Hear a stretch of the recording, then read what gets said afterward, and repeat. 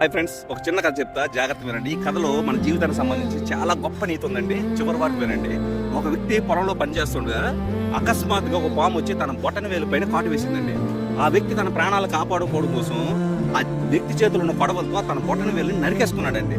నరికేసుకున్న తర్వాతను ఆ బొటన వేలు వైపు తేరగా చూసి తన మనసు అనేది కదిలిపోయిందండి. అరే, నాతో పాటు ఇన్నాళ్ళు కలిసి ఉన్నావే, నువ్వేం చేసావు పాపము, నీ తప్పు అసలు ఏమీ లేదు, పుట్టింది పాము, అయినా సరే నేను దూరం చేసుకున్నానని చెప్పేసి తన మనసులో రగిలిపోతూ ఆ బొటన వేలని ఆప్యాయంగా తన చేతిలోకి తీసుకుని మళ్ళీ ఇదే చేతికి మళ్ళీ కట్టుకట్టేసుకున్నాడండి. కట్టుకునేప్పటికి ఏమైందంటే ఈ బొటన వేలు నుండి విషమంతా మళ్ళీ శరీరంలోకి పాకి ఆ వ్యక్తి కొద్దిసేపటికే చనిపోయాడండి. ఈ కథలో మీకు అర్థమైన నీతి ఏంటో తెలుసా? జాగ్రత్త చెప్తా వినండి. జీవితంలో కొన్ని బంధాలు, కొన్ని జ్ఞాపకాలు, కొందరు మనసులు ఎంత దగ్గర వారైనా సరే మన జీవితానికి వాళ్ళు విషం లాంటి వారని తెలిసినప్పుడు దూరంగా పెట్టడమే మంచిది. అది బాధ అయినా బంధమైనా. మీకు అర్థమవుతుందా?